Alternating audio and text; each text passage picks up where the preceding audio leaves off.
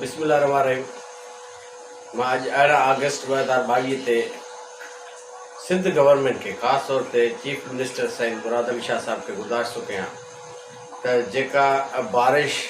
जे करे पूरी सिंध जे अंदरि तबाहकारी थी आहे, हाणे बि जेको ॿुधायो वञे थो त सिंध जे अंदरि हैदराबाद, कराची या ॿिया जेके ज़िला आहिनि उन्हनि में बि बारिश जो इम्कान तमामु घणो आहे ऐं थी सघे थो त अञा वधीक तबाही थी वञे। आहे त सभु अलाह साईं जे तरफ़ां ई सारो सिस्टम, उनखे त केरु बि रोके नथो सघे सवाइ अलाह खे राज़ी करण जे।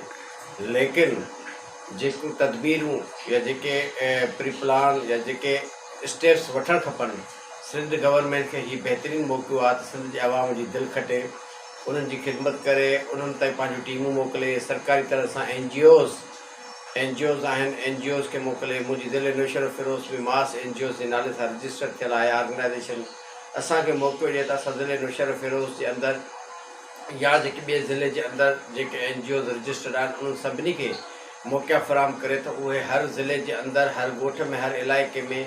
वञी करे सिंध गवर्नमेंट खे या उतां जे ज़िले इंतिज़ामिया खे ब्रीफ करे उन्हनि खे ॿुधाए त कहिड़े क़िस्म जी तबाही या केतिरी तबाही थी आहे, कंहिंजो नुक़सानु थियो आहे। उन्हनि सभिनी माण्हुनि खे, सिंध वासियुनि खे, चीफ मिनिस्टर सिंध यानी गवर्नमेंट सिंध